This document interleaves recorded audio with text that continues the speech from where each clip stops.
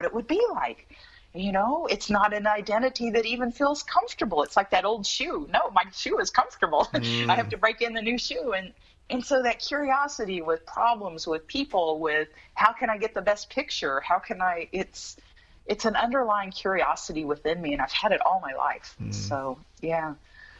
Now, do you think we all have an artist inside of us? I think we do. I do. I very much do. And I think tapping into that creativity is so beautiful. And I think sometimes when I ask people, what do are you an artist? Do you create? And they say no. And it's that story of it has to look a certain way. And it doesn't. That's right. It doesn't. It's just creativity. It doesn't matter how you do it. And the more you can tap into that creativity and that curiosity and that imagination, and allow yourself to play and allow yourself to not say it has to look a certain way, because sometimes it has to look like this. Just throw paint on paper and move it around with your hand. It doesn't matter what it looks like. It doesn't matter. Yes. So absolutely. I think we do. And I think that the more we can help teach people who have aged as well as children that artist is there. And if you can live that life as an artist and creative person, man, life works better. It does. That's great. And any advice for writers, photographers? For me, it was having the courage to allow myself to do the thing that felt good. And sometimes, and I say courage because if you want to go out and do photography on your own, it's sometimes it's still staying the courage to know, because there wasn't time to say yes to something you love.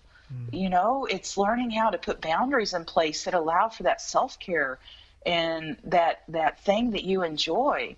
To do it at a higher level, I say courage because when you express yourself, you're opening yourself up for people to comment. And sometimes people have beautiful things to say, and sometimes people don't have beautiful things to say. And the reality is, it's just a different you that is stepping into that. And if that's what resonates with you and that's you, who cares what people say? Honestly, good or bad. The good feels much better.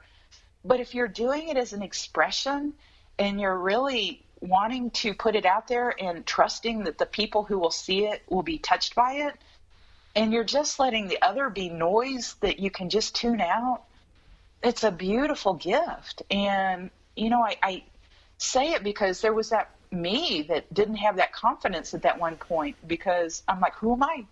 I have no camera. I'm not a professional photographer. Who am I to think I could create a best-selling photography book? And anytime I'm expanding, there's a discomfort to it. It's unsettled. It's kind of like growing pains as a child. When we grow, sometimes our bones are, things ache a little bit, and it's just growing pains. And when we move into it and we walk through it and we have the support to do it differently, it becomes the new norm, And so often it's not something that feels comfortable because you aren't used to it yet. But the more we learn anything and we start doing it, it becomes comfortable and it's beautiful. And so, yes, have the courage to say yes to you is the biggest part, to finding that joy, to doing the things that feel good. And I truly think taking photos, drawing, writing, if you've got a message that wants to be told, speak it. What if it only changed one person's life? That's what might that one person do that you don't even know the impact you might have? It's a positive ripple, but if you never do those things and share them, sometimes people have told me you'd be doing a discredit to the world if you don't do it. And I'm like, whoa, that feels kind of heavy, But what if it really did? Because this book that we had the courage to dare to go ahead and publish has absolutely changed lives for the better. And it never would have happened if we hadn't followed through on that vision and that desire. And every time something difficult or challenging came up, we didn't have the courage to figure out a way to move through it. So absolutely. Follow that passion and that desire, and when it gets tough, don't let it stop you. Reach for support to learn how to do it differently. There's always a way. There's always a way. There's always a way. That's in my book too. See? I didn't even read it, but I know. Look at that. Look at that. I'm going to read it. Absolutely. Awesome. Yeah, definitely. Awesome. Yeah. Where can the audience connect with you online and check out your work? Yeah, they can check out my work by visiting me on Facebook at Liz Acar, Acar. I'm also on Instagram. I am starting to play with that platform a little bit more. Facebook is usually the best way to reach me. And I'm also, you can private message me through that. I also have a website. It's my name, lizacar.com. And it has also additional ways to message me. So, and then my books are both on Amazon. So if you just type my name in Amazon, and for the Kindle ebook, wherever you are in the country or in the world, if you just type my name in and maybe Enjoy, INJOY, you should be able to find it in your country as well. So unfortunately, the book is pretty much U.S. based. I will ship to other countries, and I have. It's gone around the world, but it's quite expensive to ship it. But if you have an interest in your international on You Are Loved, reach out directly to me, and I can let you know shipping prices and have you purchase it directly. It can help save a little bit with that. So, excellent. Yeah. All right. And the final question. Yes. Why does art matter? Oh, art opens us up. Art allows us to express ourselves. And when we truly start expressing ourselves and having that connection within, we feel so much better. Our energy flows, life flows. It matters. It matters. That's the show. That's it. Awesome. Yeah, she said the title of the show and everything. That's why it matters.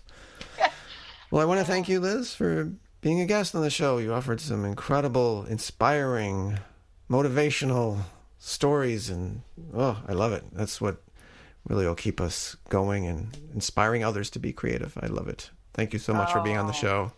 Oh, thank you. It's been such an honor and a pleasure. I feel so grateful you invited me and sharing me with your audience. So thank you. You're welcome. Thank you. Bye. Bye. Oh, yeah, I'm telling you, that was a good one, folks. It got deeper.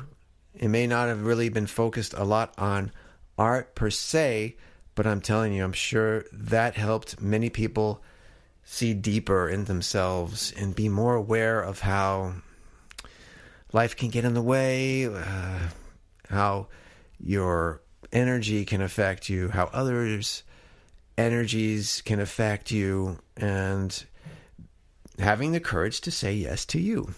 I love that. I'm going to make that the title on the Artist Really Matters page with her entry. As just about everybody on the show has ever said, we all do have an artist inside of us. And she alludes to the fact that people tend to reject this creative side because their story tells them that whatever they're creating has to look a certain way. It gets me every time someone sees a drawing. Well, I can't draw like that. That's okay. Maybe you have some other creative outlet. I always tell them that. If they say that, I say thank you, but don't sell yourself short. You have a creative side somewhere within you. I know it. Just look at paint parties. They're one of my favorite things because you're all there to experience an artistic journey, copying a painting or emulating the painting that's put on display by the artist. And no two paintings are exactly alike. No way. Each one has a little difference. It may be very close, but each one's going to be different because each one is painted by a different person. And they have their own unique quirks, histories, personality traits. That's what makes it so fun. And you get to share that together. That's why I miss childhood. Because that's a time when you're unfiltered. You can make mistakes. Obviously, your drawings can be messy and sloppy because you're learning how to do composition, maybe figure drawing, but people still like it because you're a kid. If you did that as an adult, people would be like, But as a kid, you can make those mistakes and get praise and love from a parent or a relative or a friend. Now, why can't we do that when we get older? All this stuff gets in our way. We just forget the joy of creating something just to do it, not what other people think. That's a big roadblock with many of us. We're always worried about what other people think. Well, who cares, really?